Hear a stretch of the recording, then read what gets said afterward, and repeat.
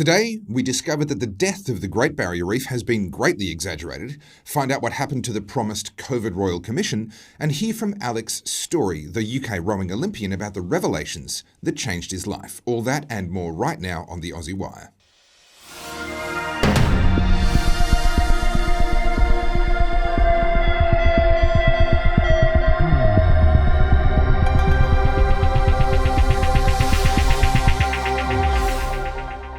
I'm Topher Field and you're watching the Aussie Wire.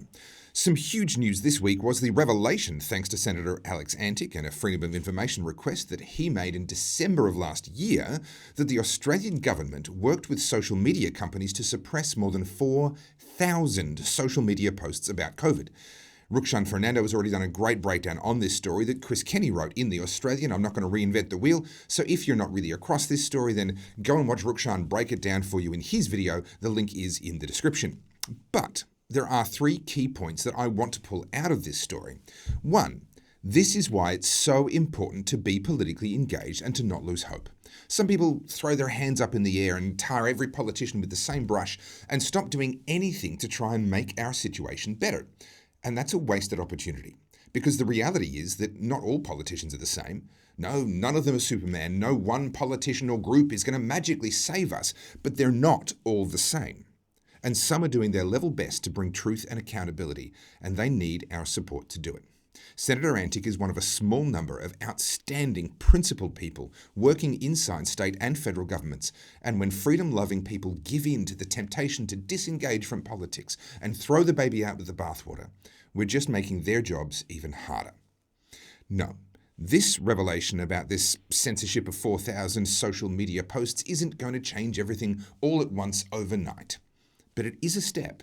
And thanks to these few good politicians that we have, we're seeing steps in the right direction. And with some support from us as their constituents, we can work towards a future where we see the breakthroughs that we want to see and the accountability that we need to see. So that's my first point. It's kind of a meta point, but it's vitally important. Back to Rukshan's video. There's two more points that I do want to make out of this. Let's watch. In less than 3 years, the federal government intervened at least 4,213 times to restrict or censor posts about the COVID-19 pandemic on digital platforms.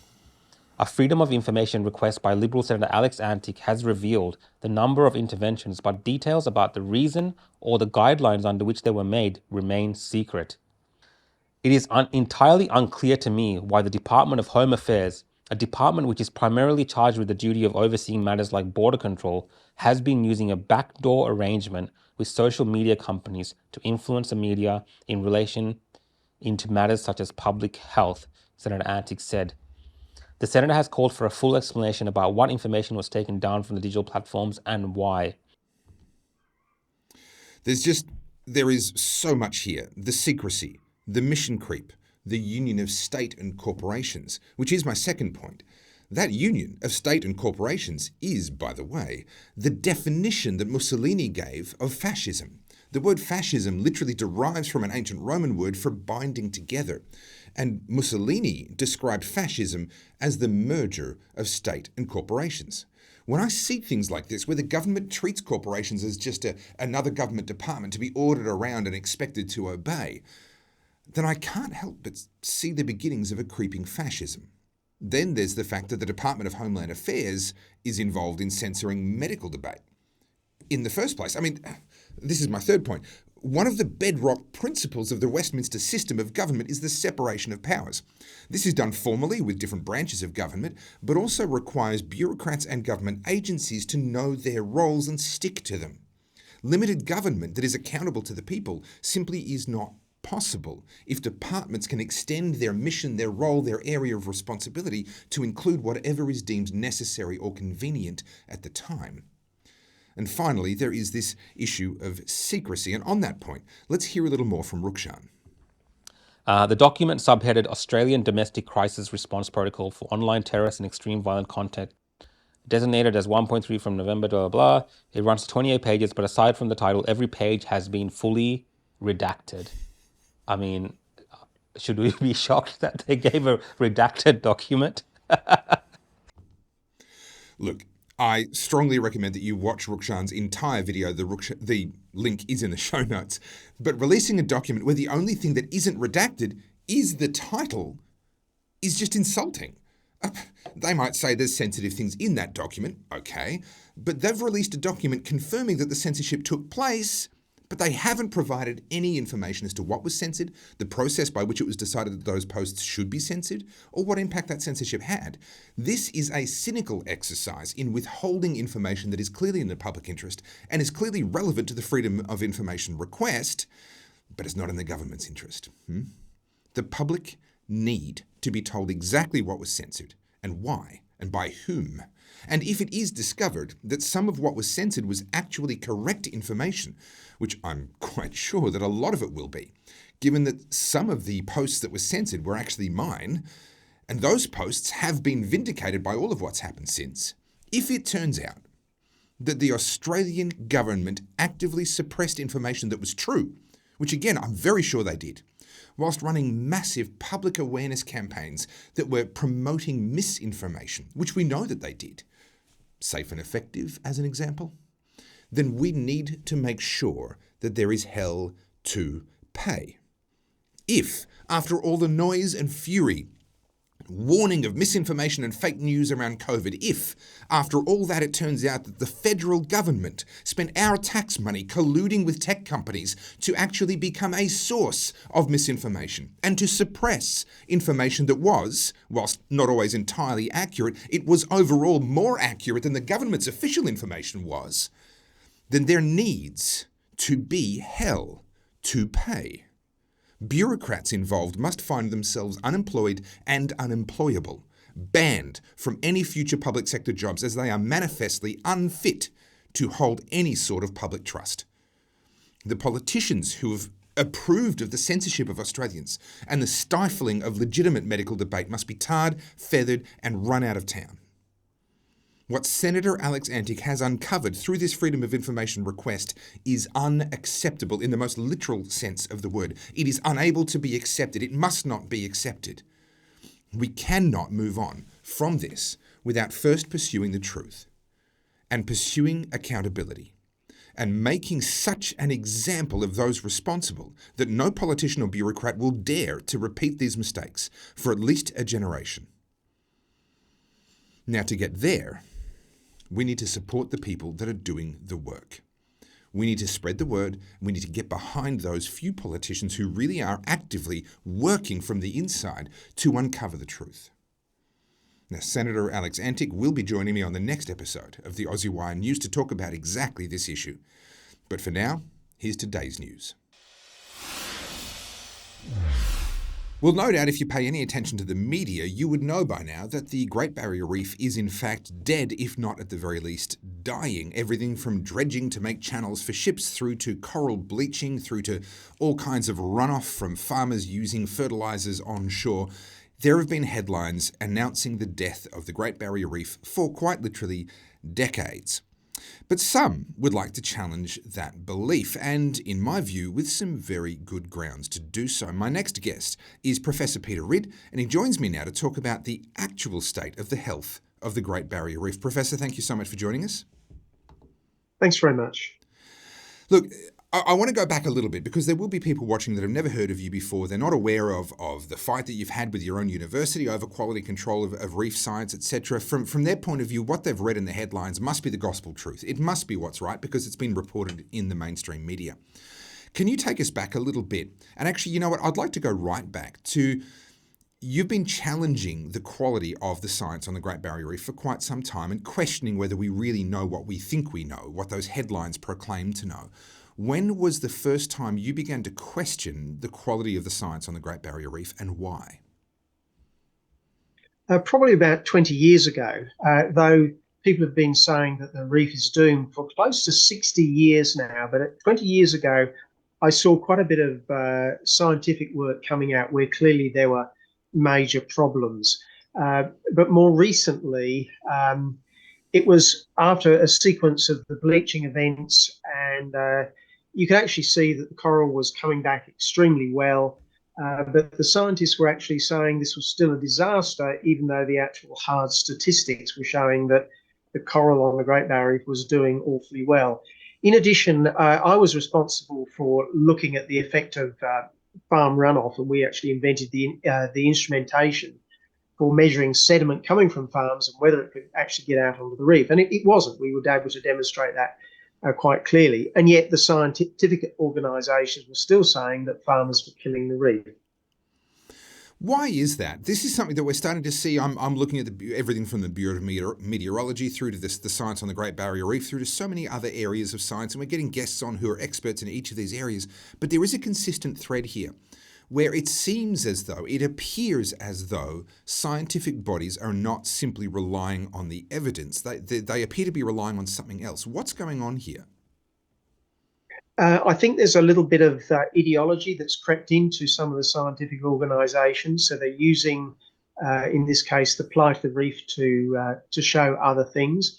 But to be fair, also, I think that in the case of the Great Barrier Reef, which goes through these big swings and where it crashes from a cyclone and then comes back, that whenever a lot of the marine biologists see coral dying, they get an emotional response. Which is not scientific, and therefore they may not be doing as good a science as they should be doing. So there's a little bit of, there's a lack of quality assurance systems that we have in science. 2, there's a bit of ideology that's crept in, and 3, in the case of the Great Barrier Reef, there's a bit of emotion. Well, in the popular psychology, there is kind of a stasis theory that whether it's explicit or not, it seems to be implied that if something is going down at the moment, well, it must be a disaster and it must be human caused. It couldn't possibly be natural and cyclic, because the assumption is the baseline is stasis. The baseline is a steady state. What's your observations of the Great Barrier Reef? You've been studying it now for decades. What's the reality of the life cycle of the Great Barrier Reef? Well, the thing about the Great Barrier Reef, actually, like a lot of Australian ecosystems on the land, which will go through droughts and then good years, or fires and then recovery, the Great Barrier Reef is the same. So sometimes you can get a cyclone go through a reef, or a crown of thorn starfish plague go through a reef, and they're natural organisms, a crown of thorn starfish. They've always been in Australia. But after that has happened, you can be down to, say, 10% of the coral that you had before. So because you go through these cycles, there's always somewhere on the reef that's crashing. And unfortunately, and this is where the media has been a bit of a problem too, if there's bad news, it's reported, but the recovery is almost never reported. So what caught my eye, and the reason I reached out to you for an interview, is some data that you recently published, and it's on your Facebook page. We'll put the links to all of your social media into the description of this video, showing that actually the Great Barrier Reef has staged a staggering recovery since around about 2016, which, correct me if I'm wrong, was around about the low point. Can you update viewers? Because we're not hearing, you're dead right, we're not hearing this in the mainstream media. We're not hearing the good news. What is the reality on the Great Barrier Reef right now? Well, the low point was 2012, and in last year's census of the Great Barrier Reef, we had, about twice to 3 times more coral. In fact, we were at record high coral in 2022, and the data is coming out for 2023, and I published the data for the region that was most damaged by the 2006 bleaching event. And that is now at essentially a level where it's never had more coral, 3 times more coral than it had in 2016. So this is just wonderful news about the Great Barrier Reef, which unfortunately is not getting out. I did see some reporting on this a little while ago. There are some really good people, yourself being one of them, that are trying to get the word out on this. But I saw a criticism immediately come back saying, yes, there's lots of new growth, but it's all very young coral. Can you break down for me how you can have regrowth without it being young coral? Can you explain that one for me? Well, this is a good point. You see, this is an awfully embarrassing statistic for the scientific organisations that have been saying that, that the reef is finished. We've got record high coral. So they've been arguing, it's this very fast growing coral called the cropera. And because it's the stuff that's been more likely to be damaged by bleaching and crown of thorn starfish, the reef is now even more susceptible to climate change than it was before. So we've got record high coral and it's still bad.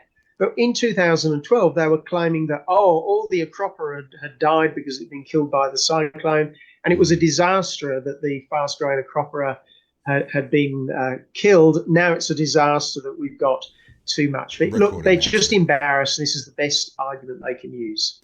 It seems as though there are people, and I'm sure there are very good people in this field of research as well, no doubt there are, but it seems as though there are institutions and or individuals that seem to have almost a desire, a predisposition towards this bad news. and they're almost looking for it anywhere they can find it. I think so, and we're all human, and when you've been saying, like a lot of these scientists for the last 10 years, that it's all doom and gloom, you're sort of wedded to your argument, and it might take them another 5 or 10 years to start to come round to they got it wrong. The reef actually is in surprisingly good shape, which doesn't mean to say we shouldn't worry about it, because obviously we should. Sure, yeah. It's actually in pretty good shape at the moment, better than it's ever been since we were able to monitor it in 1985, 86. Well, the thing that strikes me is that these kinds of reports that come out saying, oh, the reef is dead, the reef is doomed, they do have consequences in the real world. I was up on the Great Barrier Reef only about 2 years ago on a boat for a week enjoying the Whitsunday Islands. On the boat, we had a couple who loved scuba diving, and they went scuba diving multiple times and, of course, enjoyed wonderful coral cover and had a great time.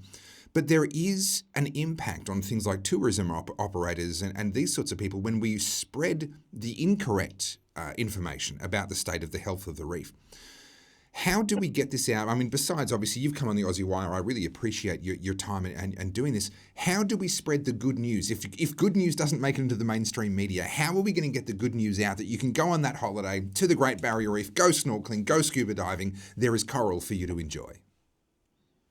Well, why doesn't the Queensland state government have a big campaign telling the Europeans and the British and the Americans that the Great Barrier Reef is at record high? Come to Cairns, come to the Whitsundays to see it. But actually, we have a government that's telling the whole world that the reef is doomed, that it's in terrible shape.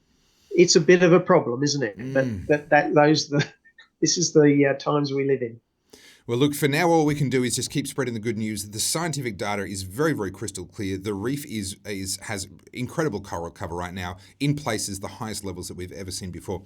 Professor Peter Ridd, thank you so much for your time. I look forward to having you on the Aussie Wire in future as we stay across this story. The good news is the world's largest continuous living organism, the Great Barrier Reef, is in wonderful, wonderful health. Thank you so much, Professor. No problems. You've only got 2 days left to enter the draw to win 2 VIP tickets to see Donald Trump Jr. while he's in Australia. Entry is exclusive to the Aussie Wire Insiders. Become an insider at the aussiewire.locals.com/support. Link is in the video description. And if you do, you'll all automatically be in the draw to win. The draw will take place at 4:30 p.m. on Thursday, the 25th of May 2023, and the winner will be announced on social media and contacted by email. Don't miss out on your chance to win 2 VIP tickets to see Donald Trump Jr. Well, here at the Aussie Wire, we are continuing our coverage of COVID, something that many people say is over, dead and gone. We should just leave it in the past. Well, that's all very well and good if you weren't one of the people hurt, or you're not one of the people that's getting hurt by the unnameable elephant in the room. But someone who is determined to hold people accountable and hold people to their word is the recently elected Upper House MP in New South Wales, John Ruddick, and he joins me now to talk about what he's working on. John, welcome. Great to see you, Toby. Thanks for having me. No, my pleasure. Thank you for coming back on.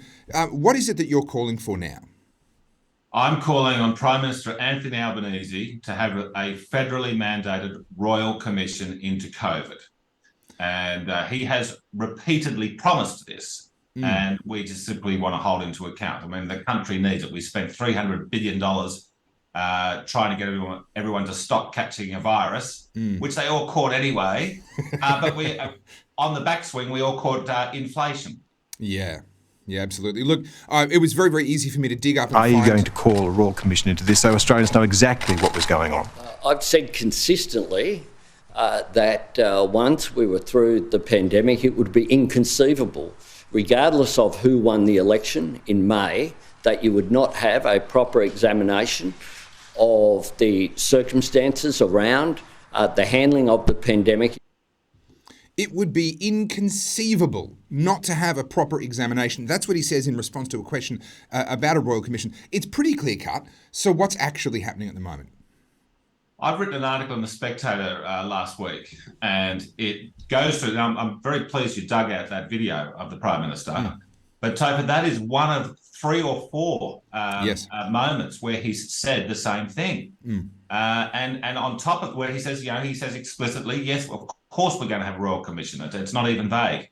Now, on top of that, there was a Senate committee chaired by his friend Katie Gallagher, which in about a month before the federal election released a committee completed their work, and one of the findings was Australia needs a royal commission into COVID. Okay, so it's all like now what Albanese has said. He said, look, we'll have a royal commission when the pandemic's over. Now, last week he was asked at a press conference, well, look, you've just brought down your budget. There's no provision for funding a royal commission. I mean, these things, might cost $50 to $100 million. And he said, he said, we'll have it when the pandemic is over. Well, somebody needs to update the boss in the Prime Minister's office. The good news is, Topher, the pandemic is over, because the World Health Organization, those alarmists over there in Geneva, Mr. Tedros and everybody else, they did officially declare it's over about 4 days before the budget. So no more excuses, Mr. Prime Minister. Absolutely. And people like you and I who are trying to hold people accountable keep being told, oh, that's over. That's ancient history. So someone needs to get in the Prime Minister's ear and let him know. Now, I do have to say, though, and maybe I'm just a cynic, but I've been watching politics for many years now, as I know you have. Royal commissions can often be designed to fail. And this is my own personal opinion. You would use the Banking Royal Commission as an example of a commission that was designed to come out with some really, really perverse recommendations. That's my opinion. How do we make sure that a royal commission is actually conducted properly and isn't just an attempt to officialise and rubber stamp or whitewash? Look, it's a very good question, okay, because a federal royal commission, it comes about in this process. The federal cabinet, led by the Prime Minister, decides to have a royal commission. They draft up terms of reference, which is what they say they want the commissioner to investigate. Yeah. And they recommend to the Governor-General who the commissioner will be. Right. So they get to stack the deck. They get to set the terms of reference. They get to set the commissioner. But despite that, despite having, being able to sort of, control all these important things, they still don't want to do it. And it's led by the Labor premiers. Now, that tells me that even with a stacked deck, they're going to be scared of the findings because it's going to be so obvious. The evidence is overwhelming. Masks were useless. Lockdowns did a lot more damage. The whole zero COVID policy, which was, remember Dan Andrews, your friend? I remember it well. He used to have these donut days. He said, oh, look, nobody's caught COVID today. Yeah, everyone's living in a North Korean style gulag. Okay, and then we all caught it anyway. Okay, and then, of course, we've got the vaccine issue. Now, I'm unvaxxed, proudly unvaxxed, as is my family. And, now I see lots of different, comments on the efficacy of the vax.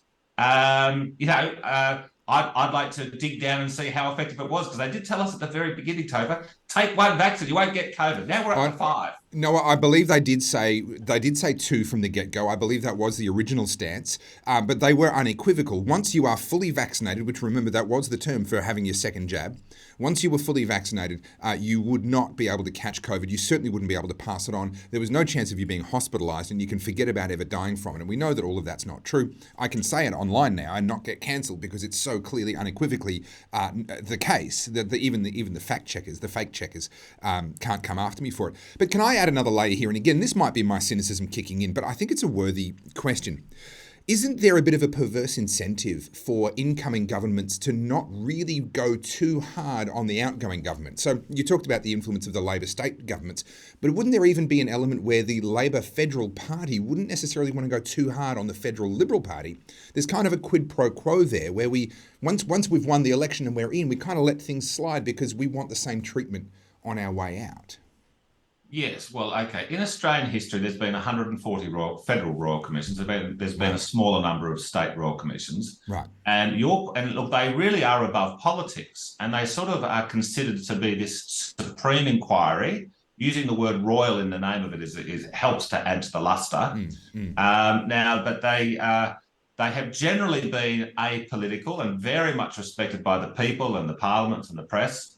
But I have to say, I was generally a fan of Tony Abbott. I got lots of criticisms, but generally, since John Howard, he's been the best Prime Minister we've had easily. Right. I was disappointed with Tony Abbott because he did call 2 royal commissions, which I think were absolutely politically motivated, which was into the trade unions and into the pink bats. Yeah. But putting that aside, yes, the new government doesn't want to, sort of go on a witch hunt against the former government. But Topher, we spent $300 billion, okay, on this stupid episode, and we smashed up our ancient civil liberties. So if there was, I wrote in The Spectator, I said, look, there is overwhelming, compelling reasons for why we need to have a federal royal commission into COVID. And I'd like to go further. Topher, the states all need to do a royal commission themselves. 100%.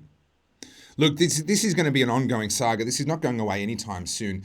There are those who would wish it away because they know what skeletons they have in the closet. There are others who wish it would go away because they just think it was fine and they got through it and everyone else needs to get over it.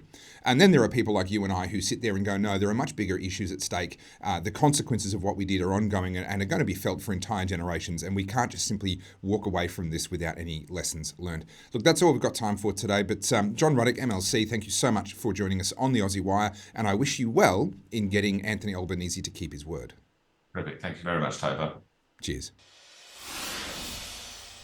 Regular viewers will know that here at the Aussie Wire, we are very passionate about politics. We're very passionate about truth, freedom, and hope. And one of the things about politics is that it tends to not be about truth, freedom, or hope. And as much as that might sound like not a very good thing to be talking about, it's something we need to talk about. We need to understand more and more deeply about how politics works, about how the truth works, about how freedom actually works in a democratic system. One of the people that we have, and we're very grateful to have here on the Aussie Wire, is former Olympic rower from the UK, Alex Story. He's an experienced political commentator. He is a political operative, someone who's been very, very involved over years, and someone, in his own words, who has had a bit of a revelation when it comes to politics recently. And I wanted to bring his experiences and his revelation to you, and I do that right now. Alex Story, thank you so much for making time out of your schedule to join us here on the Aussie Wire. Sorry, we appear to have just had a bit of a delay on the internet. We have this thing called the NBN here in Australia. It's the National Broadband Network, and it is absolutely woeful. We're looking forward to having fibre connected here at the studio in a couple of weeks' time, but it's still coming. So hopefully the internet will hold up. But Alex, thank you so much for giving us your time. Tell us a little bit about your journey from a national hero, Olympic rower. You won medals in various competitions, unfortunately not at the Olympics, but you were at that level where you were there competing. You won medals for your country. You were an incredibly patriotic man. You would describe yourself a little bit differently, or at least that your politics has changed a lot in the last few years. Tell us a bit about that journey. It's not necessarily about my politics changing. It's a process, right? There's a process of discovery. As you said, I was lucky in the sense that I represented my country. I really liked the idea of representing my people. At the age of 17, I was really grateful that one of our managers, when we went to the United States as juniors for the Junior World Championships in Canada, said, if whatever you say and whatever you do will have an impact on the way that Americans and Canadians see you. So you're responsible for the way that your country comes across. And I really took that in, and it made me feel much more like a man. It's the transition from being a boy into a man. Suddenly you've got the responsibility, the flag is yours. You then have to walk down the aisle and do the best you possibly can. And so for years after that, I rode, I competed at the Olympic Games and various World Championships. And I got injured, but I decided that all this passion and this patriotism ought to be put to some use. And at university, I thought, well, actually, let me try to represent my people in Parliament, right? Because it's essentially it's similar. It's making sure that people are well represented. It's in a different kind of field, but I was naive at the time. I thought it would just be about a question of crossing the line first. And if in sport, as you know, if you cross the line first, you win. In politics, it's not quite so simple. But it took me a long time to get to realize this. But there are a couple of sets of revelations. The first one is I realized that my interest in politics was much more theoretical. And I'm really grateful to the Anglo-Saxon system of politics, which I suspect you have in Australia as well. Yes, we do. Where the candidate it's not quite first past the post in Australia, if I understand it right, but you still have to go out, knock on doors, speak to people, and get a sense of what they want. And I realized that for me, having grown up in the south of England, going to the north of England was essentially to another journey in discovering who we actually were as Brits. Sure. So I stood in very close to Manchester, in a place called Denton and Reddish, very close to Oldham, which might be interesting in future, later in the discussion. And then I crossed the Pennines to Yorkshire, where I stood in Wakefield, and eventually for the Greater Yorkshire. But in the process, I discovered that my theoretical knowledge was completely useless, but my practical understanding of people became much, much more involved and intense. And the more I met people, the more I loved my people, because I started to think these guys are crystal clear in their demands. What they actually want in the end is to be treated fairly. And the great thing about the Englishmen from the north of England that I met is, however crass and rude they were, certainly towards me because I was wearing the blue rosette, actually their heart was in the right place. And what they wanted is just to be treated fairly. And also to the government, where the message was simple: can you just leave us alone? That was the other thing. And that is So a message process, very close to our heart here. Absolutely. Sorry, continue. No, exactly. No, but it was this journey of discovery made me realize that actually a lot of us spend a lot of time in education being poisoned by theories that have no direct application in the real life. And that's massively important when you're in the field of politics, because actually you realize that many of the problems that we have is simply that you have an expert class that sees itself as the implementers of an economic theory. And when it doesn't work the way they were expecting it to work, they blame the people, right? So the people are thrown under the bus because Keynesianism doesn't work, or they throw people under the bus because free markets don't work, or whatever it might be. And so the process of discovering who your people are, and actually to realize that these guys on the doorsteps have far more common sense than the guys in the center who are experts, is the first road to the revelation I was talking about. Well, can I interrupt you there for a moment? Because we saw such a great example of that in my former home state. I've now moved out, but from my former home state of Victoria in Australia during COVID, where we had not the economic experts, but the medical experts that wanted to tell us exactly how we were going to live and how we were going to deal with COVID and what we were going to do, and the world's longest lockdowns and all of that sort of thing. And this exact attitude that you're talking about, these elite people that believe that they know better than the average person, honestly, talking to the average person, they are far more in tune with what's going on and the impact of what's going on. Before this interview, we were talking about lies and this issue of lies and the fact that we live in an era of lies. That's a very, very strong statement. Can you explore that and unpack that a little bit for us? The reason why I was, or I've become aware of it, is that second stage of the revelation for me. So the first one is to discover who your people are, and actually understanding that you love them. You just go, I'm so pleased and grateful that I'm a Brit. And of course, you as an Aussie might go, actually, it's so much better to be an Aussie. But in which case, I might agree. That's a slightly different thing. But the second revelation for me came during just after the Brexit vote, the referendum vote to take us out of the EU. Yeah. The 80% of the MP sided with the status quo, and nearly 70% to remain in the EU. To remain in the EU, in the European Union, nearly 70%. We're talking here about broad figures, right? Yeah. And nearly 70% of constituencies voted to leave. That's you couldn't really put a discussion on the table and see the vast majority of people on one side of the argument and the vast majority of the establishment on the other. The revelation, though, wasn't the fact that there was such a big gap, because, of course, we as observers in politics always saw it. There was whether you're left or right in Britain, people have a view on immigration. They're happy to have some kind of immigration, but they're quite happy to have 1980s level of immigration when it was 15,000 a year, or maybe 20,000. Sometimes when Thatcher, lost her, her concentration a little bit, it might go up to 40,000. But now it's 1 million, right? And so it doesn't matter in Britain if you vote Labour or Conservative, the policies are always the same. Yes. So of course, we knew that before Brexit, and in part, the reason why people voted to leave the EU is because they essentially wanted to break the status quo. They wanted to say, we do not like the way that the UK is run. Sure. And if we can blame the EU for it, so be it. But actually what they're saying is, we don't like the direction, we want to change it, but we're powerless to do so. The revelation, though, is what happened the day after.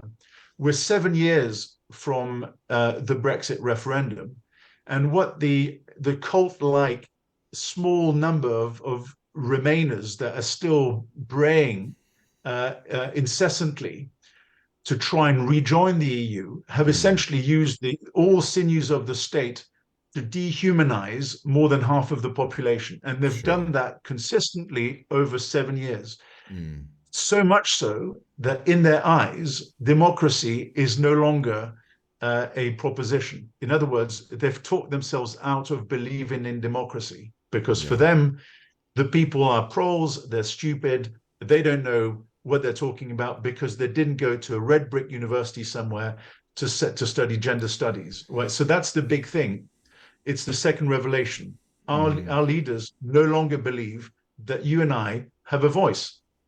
And this plays right into what we're seeing playing out with the World Economic Forum, the UN, and various sort of supranational bodies that believe that the world ought to be run by them, that they are somehow more gifted, more intelligent, more knowledgeable, more talented, and that we should all just simply be falling into line with what they would like for us, whether that's 15-minute cities in the Oxford trial or various other things like that. So Is it becoming clear for you what an alternative would be, or what a response would be, or is that not yet clear for you? I think what we've got to try and do is fight for the decentralization of pretty much everything that has to do with decision making. Sure. In other words, anybody that says we need to further centralize is an enemy of humanity, because what they're trying to do is they're trying to disown your worth, your humanity. So we start from the premise, the most important one is that every human being has dignity.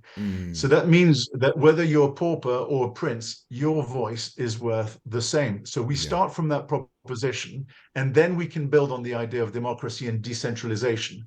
The problem is that the people that we're referring to, the Larry Pages, the Bill Gates of this world, do not believe that at all. What they believe in is in the caste system, where you have a certain small number of chosen people who lead the way into a progressive universe.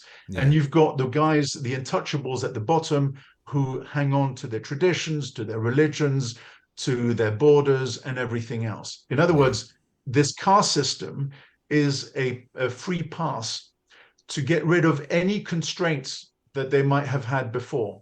So that's the reason why you see the increasing sexualization of children, because through gender policies. That's the reason why borders no longer matter, because in the end, the experiment is played on them on us by them. It's quite extraordinary to see UN bodies and economic bodies, World Economic Forum being an example, wanting to weigh in on the age of sexual consent. You do have to ask the question, why does a body like the World Economic Forum have an opinion on this issue? Why do so many multinational, supranational, non-governmental and governmental bodies have an opinion on this subject? It does seem like that they really do have an agenda in that department. I want to finish on this question. We are out of time, unfortunately, but I want to finish on this question, Alex.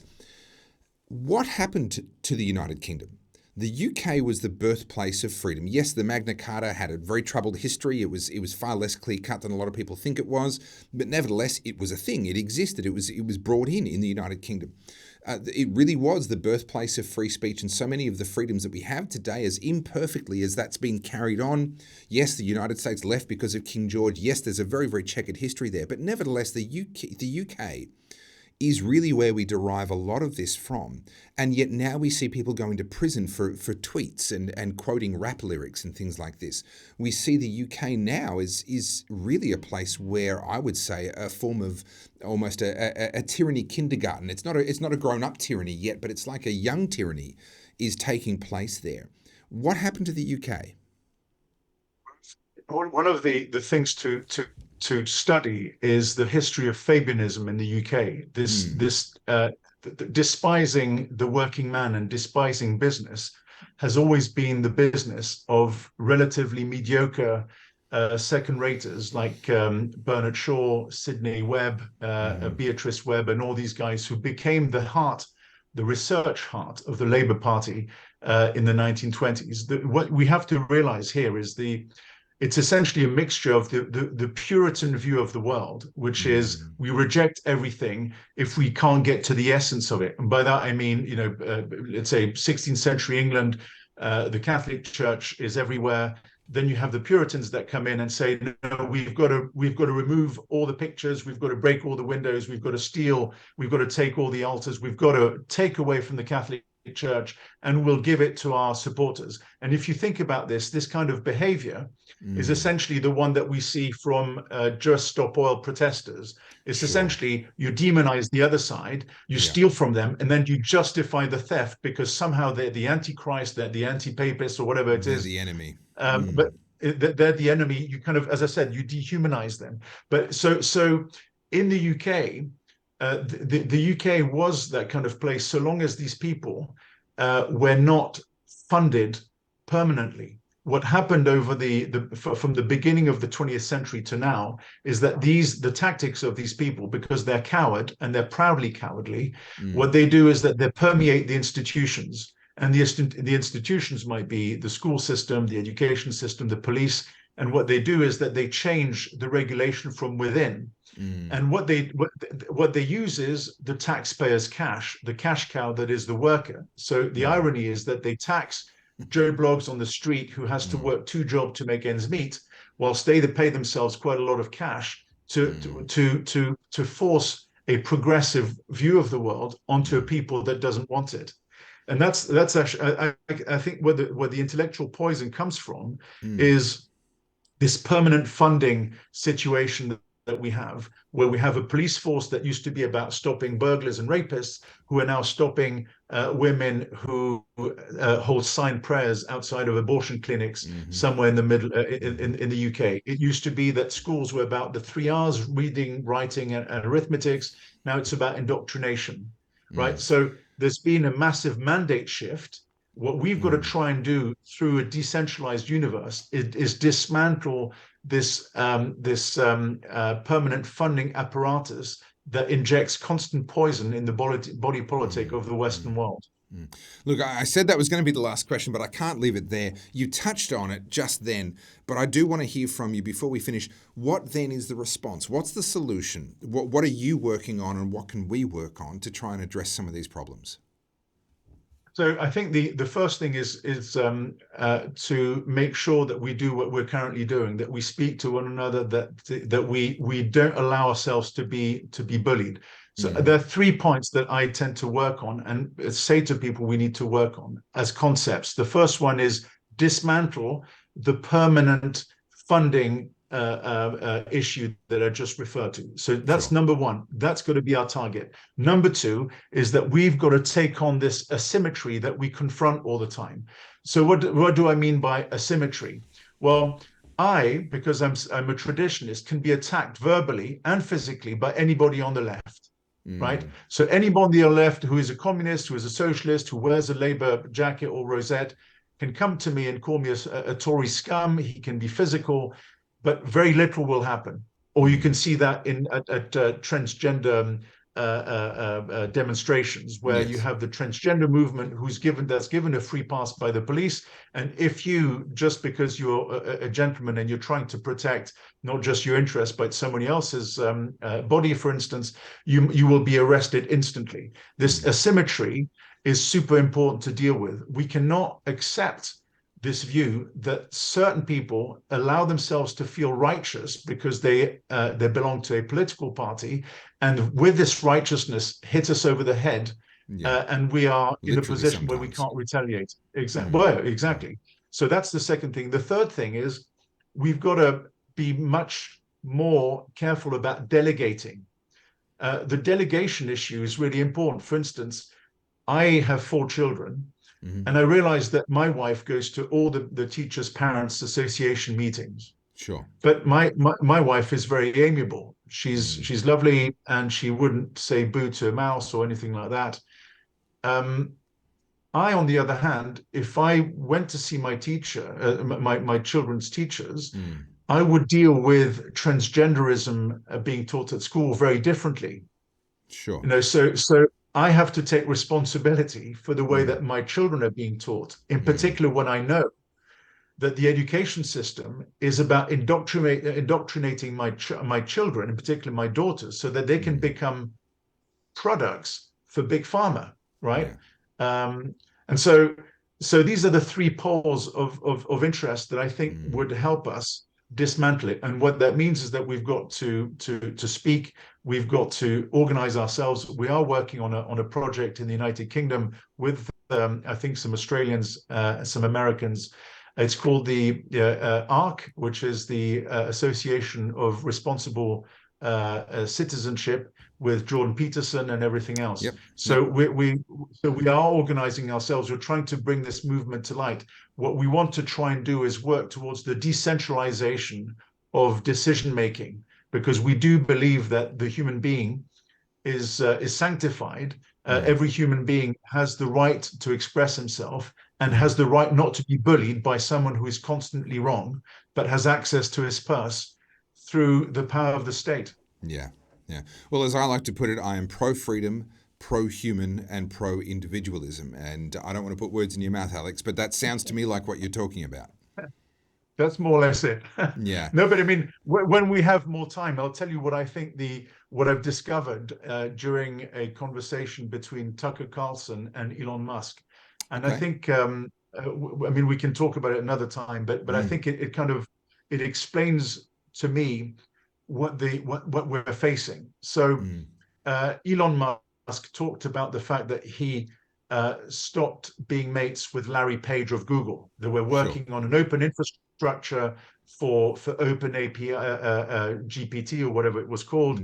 And Larry Page wanted to have it closed, and Elon Musk says he wanted to have it open because Elon thought that it would be too dangerous to have this tool in a private company setting, and he wanted people across the world to be able to see the code. Fine. And then what the difficulty between these two characters was that Larry Page said to Elon Musk, "You are a speciesist." And of course, Elon Musk said, "Sorry, a what? You are a speciesist. You're putting human beings above digital beings." Now, on its own, it's interesting. But so the first step is the alarm bell should be ringing. So somebody like Larry Page insults somebody like Elon Musk by calling him a speciesist, which is essentially the racist tag on a planetary level. Yeah. So that's an important one. He's not saying that for no particular reason. Then you've got the second thing, which is, hang on, what does he actually mean? Well, he means that there is that the digital being as a hybrid with human beings will create a super being. Okay, so what does that mean? That's really quite important. He means a superior caste, right? We're back to that caste system again. But what it means in the end is that people like Larry Page see the soul of a human being as software and the body as hardware. Yeah. And that's where actually the idea of transgenderism comes from. It's the fact that you can leave your soul can leave your body and choose the hardware it might want. And the hardware is something that you can leave behind, right? Well, this is, in a sense, we're right back to eugenics, aren't we? We're right back to this idea that if we just do the right things, we can breed a superior human being. Only now we have the technology such that we want to hybridize humans. In a sense, we've already done that with mRNA vaccines. We've basically said if you haven't accepted this upgrade, this patch to your immune system, then you're a lesser human being. I don't know about the UK, but we certainly saw that in Australia. This seems to be a pervasive idea. But you're right, and the reason why this vaccine thing was so interesting, given what we've just talked about, which is this software hardware dichotomy, right, is because the vaccine is an antivirus, right? The irony is that Bill Gates used to create software that was so bad that any virus can come in and destroy the software, right? And he's the guy selling antiviruses to what he considers to be software types of individuals.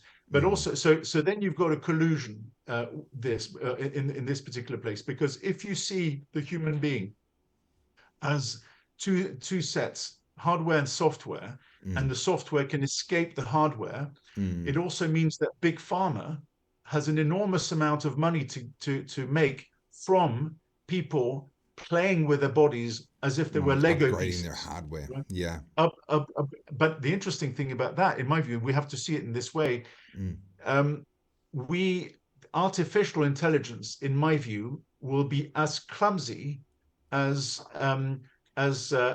surgery, beautifying surgery is clumsy about women's beauty, right? Yeah. Because actually it's part of the same dynamics. Women who have cosmetic surgery are trying to lengthen the span of their lives as attractive beings, right? So it's still trying to beat the constraint of humanity, which is the biology. It's trying to beat that. So that's the first thing. The second thing with a digital being is that you're proposing to beat it without having to go through the physics of it. So you can put the physique behind, and then your soul essentially becomes digitized and you can live forever. But it's this increasing, trying to increase this your life that's leading to this kind of dichotomy. But what's really great about this view of the world is Big Pharma can turn your children into Lego pieces, but they're justified by the likes of Larry Page, because he and all of them agree that there is no such thing as the human soul. It's just a digital set of data. Yeah. Look, Alex, we are going to have to do a slow chat at some point where we sit down, have some, some whiskey, or I don't know if you drink or not, but we're going to have to spend a couple of hours diving into these issues, because you're exactly on my page here, and I would love to go on a deep dive. Unfortunately, for the purposes of the Aussie Wire News, that is all we have time for. We've actually gone well over time, but I've loved every single minute of it. Alex, thank you so much for your time. Pleasure. Speak to you soon. Speak soon. That's all for the Aussie Wire today. Don't forget to become an insider to be in the running to win 2 tickets to see Donald Trump Jr. And don't forget to look in the show notes and find links to videos like Rukshan's video, and of course, all the links to follow and find today's guests. New episodes drop Tuesdays and Thursdays at 4 p.m. To catch up on past episodes or read our blogs, head to theaussiewire.com. Thank you for watching. I'm Topher Field, and this is the Aussie Wire.